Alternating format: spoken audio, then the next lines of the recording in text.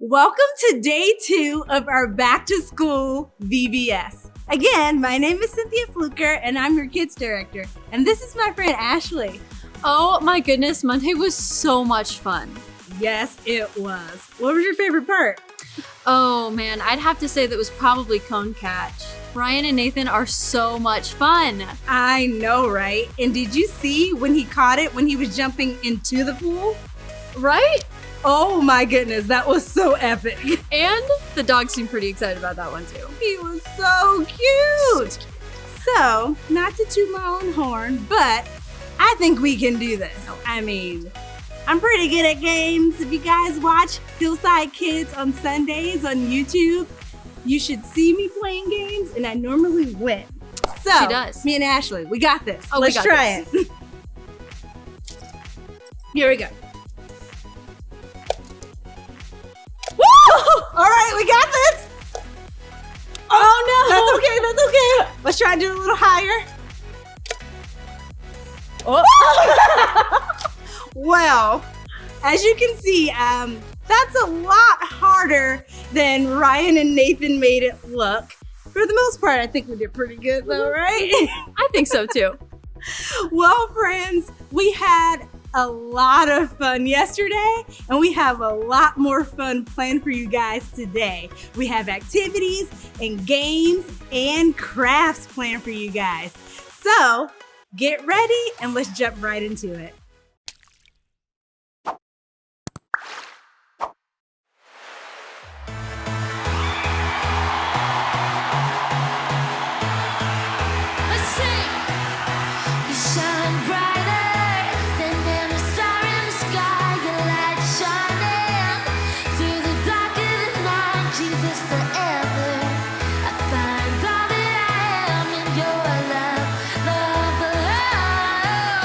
You are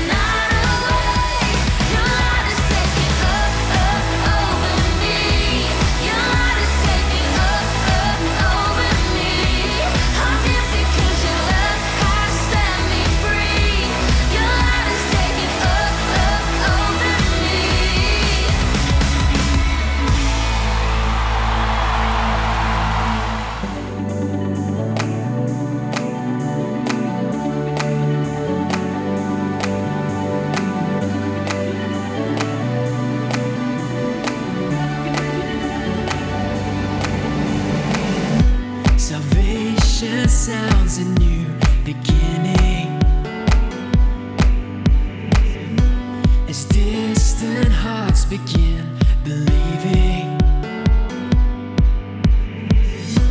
Redemption's bid is unrelenting. Your love goes on. Your love goes on. When the world gives way, carry us with your endless grace. Carry us.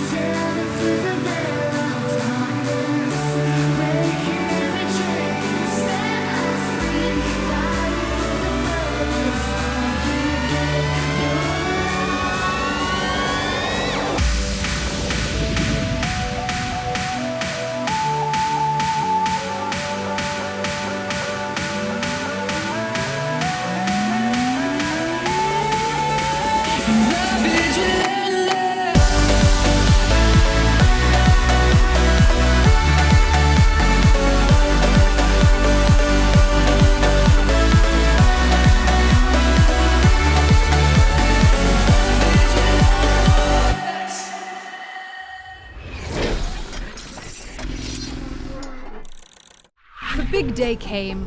Renzo Wright, boy genius and youngest architect in the country, was chosen to make the largest building in the world. It was his first day on the job, and it's fair to say he was a little intimidated, which is just a fancy word for nervous. Wow, it's a lot taller than I imagined it.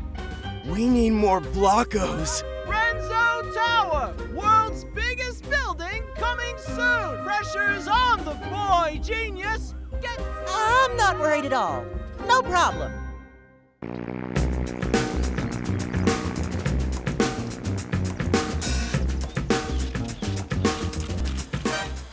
The first skyscraper was built over 100 years ago and reached 10 stories tall. Today on this site, Renzo Wright shall build for Kitten Construction, Inc., the tallest and best building ever. Isn't that right, young man? Yes, ma'am. I will build it perfectly. He's going up to the clouds.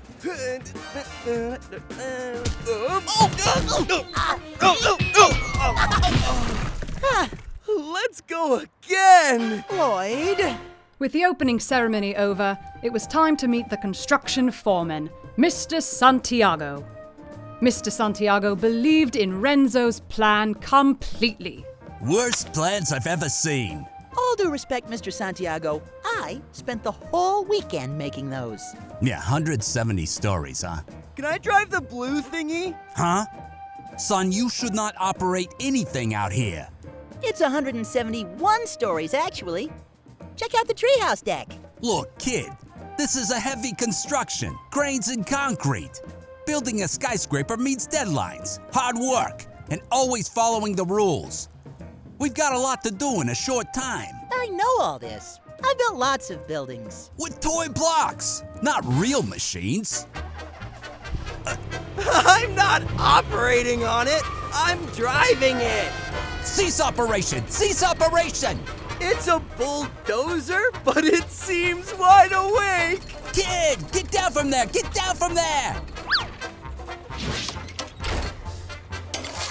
Mr. Santiago, allow me to demonstrate my serious skills. Renzo, what are you doing?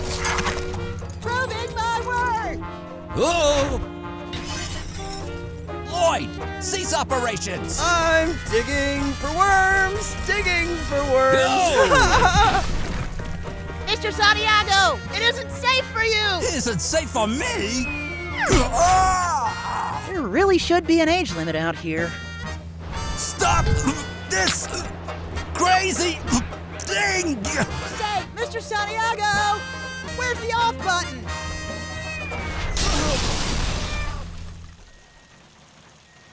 Oh, melted rainbow. I suppose I should learn a few more things before I start giving orders. Giving orders? Giving orders? Why, you ought to be giving apologies. If you want to make an omelet, you gotta break a few eggs, Mr. Santiago. Omelet? Omelet? Santiago, what are you doing making a mess out here? Embarrassing us in front of the genius kid. Go clean yourself up. Renzo, we have a problem. Extra, extra! Cobra Cone Construction promises to build bigger, better, and faster than Boy Genius. Read all about it. Extra! If you want to keep your special floor, you got to deliver. Bigger, faster, and better.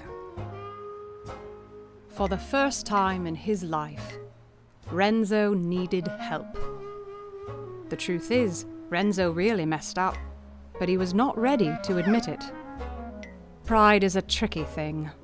It causes all kinds of problems. Renzo had a lot to learn about asking for forgiveness. But fortunately, someone in his life was praying, and maybe it's not who you think. Lord, please, help us forgive this boy. Give me patience with him. If we could survive him, that would be good too.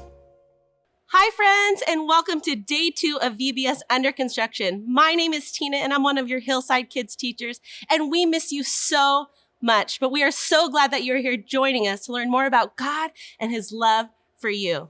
On Monday, you guys learned about a foundation of God's love. You can't earn it. He just loves you. But today we're going to be learning about a foundation of God's forgiveness, and we want you to leave here knowing that no matter what you've done, God forgives you. Did you know that? Do you know that no matter what you've done or what you will do, nothing can separate you from God's love? And not only that, He wants great things for you because He believes in you and He loves you so much. So no matter what you've done or no matter what you will do, He still wants you on His team. But I know what you're thinking. You might be saying, Miss Tina, you don't know what I've done. And to that I'd say, you're right, I don't. But I do know that nothing can separate you from God's love. And I do know that in the Bible, in Romans 5:8, it says, God proved His love for us while we were still sinners by sending His Son Jesus to die on the cross. But did you catch that? It said God proved His love for us while we were still sinners, which means He wasn't waiting for us to be nicer, better, kinder people. He loved us in our mess. Friend, you are worthy of God's love, and nothing you've done or will do can separate you from that. He loves you and he forgives you, and nothing can separate you from that. I'm going to tell you a story about a guy named Saul. Now, you might have heard him as Paul, and maybe you're thinking, that's two different people. But this is a story about how God took one man and not only changed his name, but also changed his heart. So Paul found himself in front of King Agrippa, and he was telling them about how he hated Christians. He hated people like you and me, people who love God. And not only did he hate them, he wanted to kill them and get them in a lot of trouble. Saul found himself on the road to Damascus, and all of a sudden a light shined down from the heavens. And God said, "Saul, why are you sinning against me?" Saul fell down and looked up and said, "Who are you?" And he replied, "I'm Jesus, the one you are sinning against. But rise up, I will now use you as my servant to tell about me and my love for you." And right then and there, God changed Saul's heart, and he also changed his name to Paul. How cool is that? That God could take someone like Paul and not only change his name, but use him for God's glory. If God can do that for him, then he can surely do that for you. You are worthy of God's love and God's forgiveness. Whoa, my table and all my supplies. Awesome. All right, so I have here 2 bowls of messy things. One a little bit messier than the other. These are gonna represent our sin. Notice this one. When I put my hand in here and this in, it doesn't get too messy. I can kind of shake it off. Maybe no one will notice, kind of dust it off my hands. But then I go to this one over here. And sometimes our sin feels a little bit messier. And it gets all over. And it's a little bit harder to clean off all by myself. But here's the beauty and the magic, friends. Right here in this bowl of pure, clean water, this is like Jesus who forgives us from our sins, the small ones and the big ones. All these sins make God sad, but all our sins he forgives. So no matter your sin, whether it's big or small, God forgives you. And he chooses you, and he loves you. And just like God took Paul and gave him a new heart and called him by a new name, God does the same for you. He forgives you, and he calls you by a different name as well. Did you know that? Sometimes he calls you things like friend, beloved, leader, courageous, and forgiven. And we hope you live like you know it. Let me pray for you. Jesus, thank you so much for these incredible kids. God, I pray that they would know that they are so forgiven and so loved, and that even when they mess up, you want to use them for good things and for your glory. Help them to remember the names by which you call them, and they would go out into this world and live like they know it. Bye, friends.